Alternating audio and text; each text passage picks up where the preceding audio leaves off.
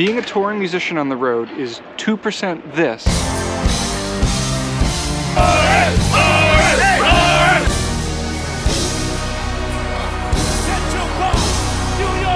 And like 98% this. My back hurts. I'm still tired. I have to go get my laundry from the hotel across the street. Overwhelmed by like a rush of just feeling bad.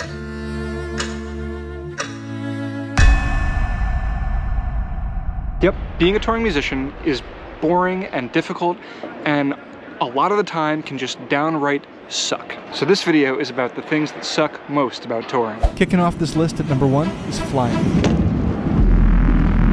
Now, most of the time we're on buses, especially for this US leg of the tour. But I've done a whole lot of flying in this band, and I can definitively say, fuck flying. Fuck airports, fuck $15 prepackaged sandwiches, fuck the useless charade that is the TSA, and fuck flying itself. Literally, who do we think we are? How do we have the audacity to think that climbing into a tube and flying 30,000 feet in the air at 600 miles an hour is a good idea? Mayday! Mayday! We're going down!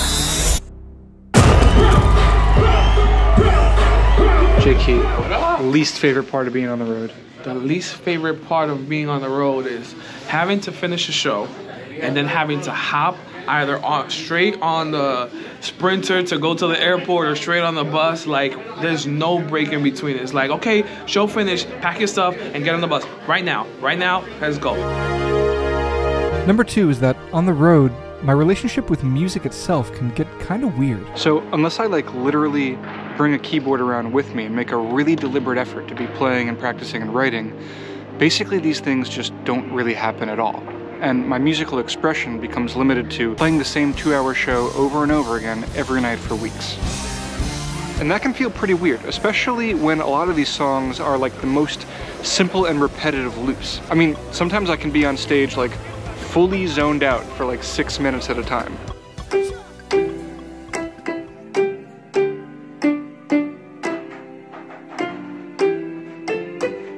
To make things even weirder, I'm always filming and documenting this whole experience and spending all my free time editing these videos together. This YouTube channel has become pretty much my main creative outlet. So it's weird to be like living this teenage dream of like touring the world and playing amazing shows and constantly making art about that experience, but like the actual musical reality at the core of it all is this like kind of unstimulating, repetitive thing. Sometimes I feel like I'm like hardly a musician, like I'm just this like robot that travels around and plays shows and makes content about being a musician. All right, it is 7 in the morning.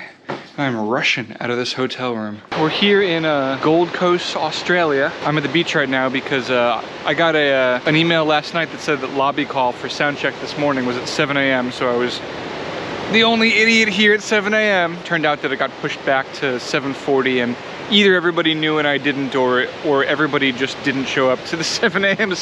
lobby call anyway. The third thing that sucks about being on the road is living by a weird, erratic schedule.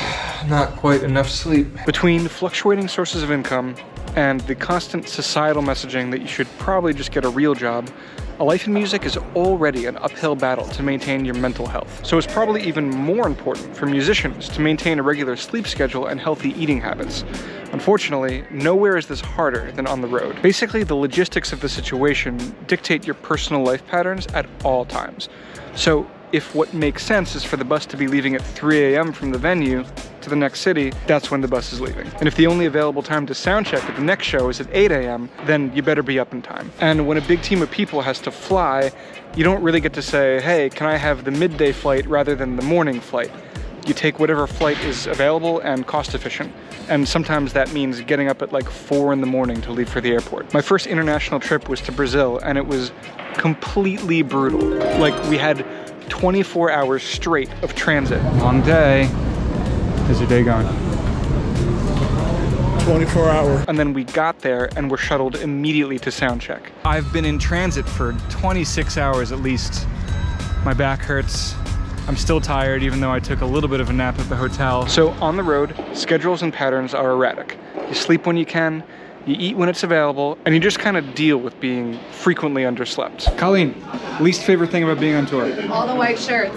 The fourth thing that sucks about being on tour is the constant endless waiting. A whole lot of standing around and doing nothing for hours. I've been pretty damn glued to my devices, my phone and my computer, just because it's like, what are you supposed to do all the time? I'm sitting around for like hours and hours and hours all the time. Being on tour is like 76.3% waiting and downtime. Waiting in the dressing room, waiting for sound check to start, waiting during sound check, waiting to go on, being on a bus for 12 hours between Denver and LA.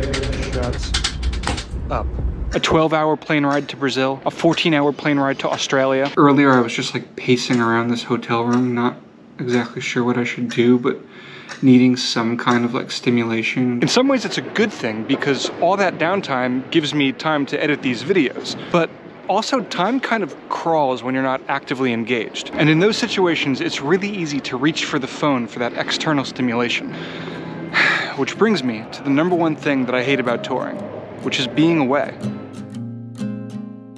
About to go on here at Miami Funk Fest. In a lot of ways, being all the way out here in Miami for when the new year changes over, there's a bittersweetness about it, I think. I guess there's a bittersweetness to how difficult it is, everything that I was saying earlier about lack of sleep and all that stuff, but also just not being home with my friends to celebrate the new year in a backyard, around a fire pit with my closest people. If you take a look at my social media, you'd see clips of me playing cool shows and doing cool things all around the world, and you'd probably think to yourself, wow, he's really living. And I do feel like I'm really living. I mean, this is a really cool experience. But when I'm on a bus at 3 in the morning, far away from all my family and friends, and I'm scrolling on my social media, and I see friends hanging out, and people having dinner with their partner, or playing with their kids, or my band playing shows without me, I'm thinking to myself, damn, I'm on a bus at like 3 in the morning in some random place. What the fuck am I doing? Am I like missing out on the most important things in life? There's more to life than work and your career, and when you're on the road, you're 100% on the road. You don't get to clock out and go spend the evening with friends or family. Girls, you know you better watch out. Some guys are only about. But life on the road isn't all bad. It's also filled with incredible excitement, musical experiences, and camaraderie. So click on this video next, and I'll tell you all the best parts about being a touring musician. Guys, you know